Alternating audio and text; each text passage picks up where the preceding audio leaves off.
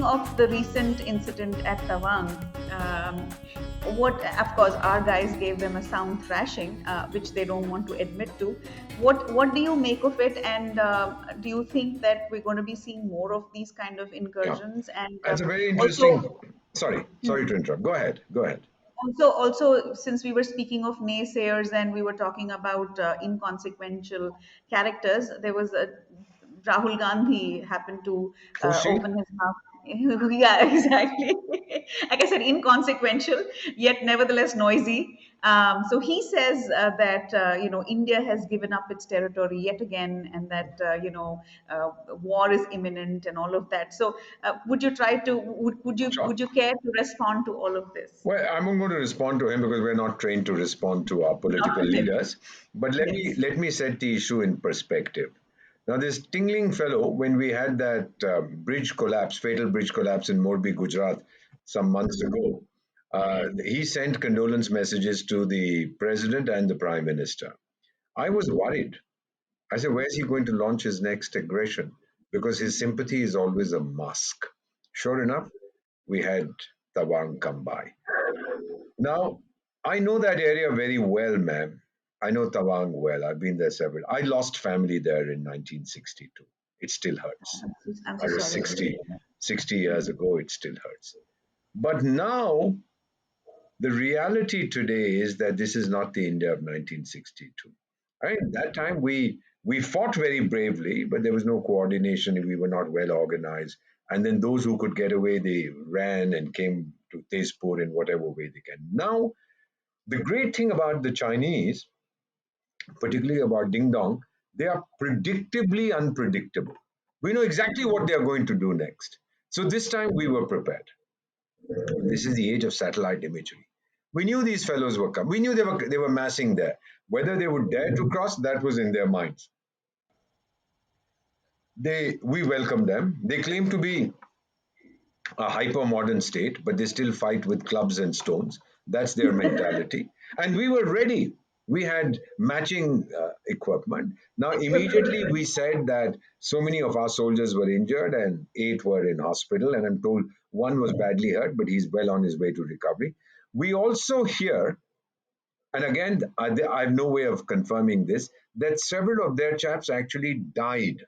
But yes. Ding will never acknowledge that. He can't. What amazes me is what does he say to the families of those kids? Because this is the one child, these are all one child family children, these boys. China has a preference for male children, not for female. So these are what they call the little emperors. So what do you tell their parents?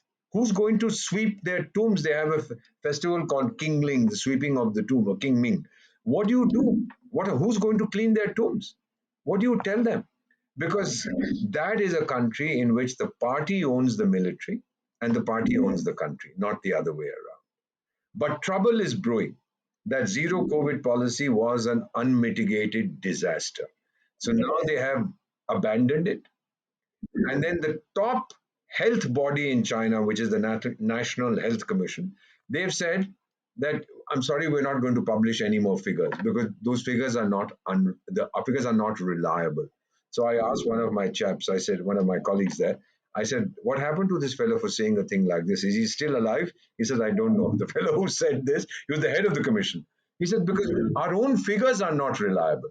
So that was something else that we are seeing. Third, ma'am, the economic damage that this zero Correct. COVID policy has caused to the country, that will take a long time to be assessed. Companies are leaving. Now, one must also understand that if you're in bed together for 30 years, you can't divorce in 30 minutes. It takes some time.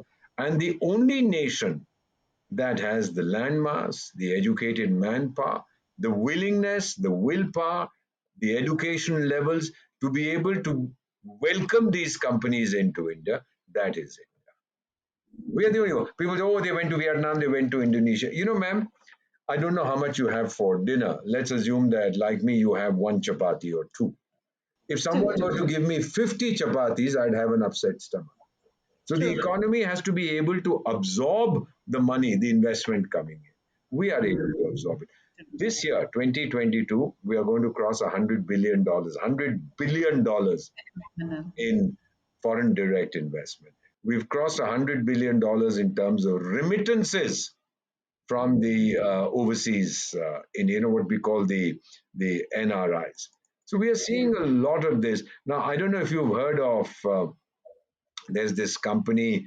I'm trying to remember the name. Um, it'll come back to me in a moment. I'm getting old. But anyway, this is a fellow whose name was. He said something very interesting. He said, "This is not just India's decade; it is India's century." And this is, I Century. think, Wow. this. Yep, it was the CEO of this company, which is was whatever the name of the company. It'll come back to me in a moment. Right. So he talked about it. He said, "This is what is happening to India at this time. This is what we are seeing in India at this time." And we just understand this, but the West doesn't. It has colluded in its own demise, whether it be American attempts to reorder the world or European assumption that even as the world was turned on its head, nothing need change in Europe. Western arrogance, unfortunately, is persisting. Now, as far as the virus is concerned, ma'am, yeah, we stumbled. We didn't know what to do, but we regained control. You've heard of this expression which says, when the going gets tough, the tough get Must going. get ready. When Yes. I add one line, when the going gets toughest, the Indians get going. And the CEO of this company, now I recall, it was McKinsey and Company. Not just India's decade, he said, but India's century. There's a famous Stanford economist and Nobel laureate, Michael Spence. He said, India is the world's outstanding performer in 2022, the most preferred investment destination. Let me once again quote Chanakya for the benefit of the millions who watch your show. When the right action is not taken at the right time, then it is time itself that causes the action to fail. Chanakya said this 2,400 years ago. And Victor Hugo, the French statesman and writer, said 170 years ago, no power on earth can stop an idea whose time has come. Time has come. I urge you to read a book written by an American diplomat called Ali Cyrus. I don't get a commission for promoting it. It's called Our Time Has Come, How India is Making Its Place in the World. Our time Wow. has come. And ma'am, this book, as you can well understand, it's a bestseller in Kazakhstan. It's about how India's time has come. So Interesting to know. on the China issue, uh, he's lost. We've seen this kind of thing in China. When I said they're predictably unpredictable, they had this great leap backward. I think they called it the great leap forward. They had this from the late 50s to the early 60s. And 5 crore, 50 million Chinese died of starvation because they were told, give up your farms, give this up, start producing steel for the great leap forward. But when there was resentment, that Mao Ding Dong fellow, he attacked India in 62. Then he launched his cultural revolution, again to give some direction to unemployed young fellows, but there were millions of them at that time. The economy was in the doldrums. So when that began to collapse, his so-called cultural revolution, he attacked the Soviet Union. And then a few years after his death, his wife, along with 4 other characters, tried to replace the regime in China. And they were known as the Gang of Four. And so when that was getting too hot, he attacked the Gang of Four, or the fellow, the regime, not the Gang of Four, the actual ruler. I think it was a fellow called Deng Dang Dong or something, Deng Zhao, No. or something like that. He then attacked Vietnam and got thrashed. 30,000 people killed. So now that he's in trouble, so when I say predictably unpredictable, he has only one template. He has one floppy and he puts that in and he plays it. So we know what he's going to do. I have a large land border. He's done what he wanted to with Nepal. He tried in Bhutan, in Dolam. He got a broken nose. On the sea, he's not going to mess around with me because he's on record as telling his military guys, you better watch out for the Indian Navy because they are capable of surprising you enormously. And he keeps telling his soldiers, you should be ready to fight at a moment's notice. So normally, what are they ready to fight after 3 years? And then he says, you should be absolutely reliable. That means they are unreliable most of the time. And the guy has lost it because their own documents now state that the army is no longer willing to listen to this guy. By the way, he's this tingling fellow. in his own country, he's the chairman of everything. He's the chairman of the workers' union, the sweepers' union, the cooks' union, the maids' union, the drivers' union. He's chairman of everything.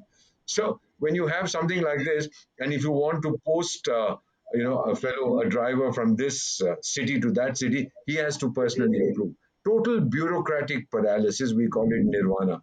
So they're just sitting back and saying he'll take a decision. By the time the decision comes, I would be in a better world. So why should I bother to do anything? This is what we see. And so, Fantastic. to the people of India and those across the world who are watching this, let me just tell you, sons and daughters of India and our friends across the world, he won't dare do anything against us now. We smashed him in Galwan. There we broke his nose. Now we've smashed the entire face. And if he tries once more, we'll also break every bone in his body.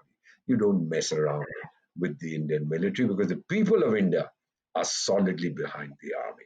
And we have a prime minister who spends Deepavali, New Year, whatever, Soldiers. with the soldiers. We understand this. But of course, I always tease my friends, the generals. I have lots of them. I say, guys, when we discuss China, I say, listen, war is too serious a business to be left to the generals. And they all start. Where do you diplomats fit in? I said, well, we try. When we don't succeed, we ask you. And after you have to, then we come back and say, okay, now you wait outside the room while we come to a negotiated settlement. We have this. See, we're an open country, we're a free society, so we can joke and laugh about this. Over there, That's right. if a Chinese fellow sitting in Brazil or wherever, if he has to find out, somebody asked him, what's the time? He said, wait, I have to cable Beijing for instruction. How can I share the time with you? It's Brazil, True. in fact, when the virus was hitting and the Chinese were hiding the fact that they had unleashed this virus. I have seen placards there in Brasilia which said, people died because China lied. Mm.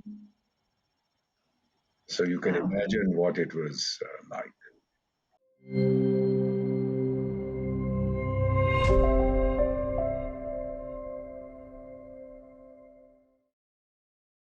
Please remember to subscribe to us and switch on the notifications for this channel. For our other social media links, more content, and to support our work, please visit citti.net. Dhanyavad. Namaskar.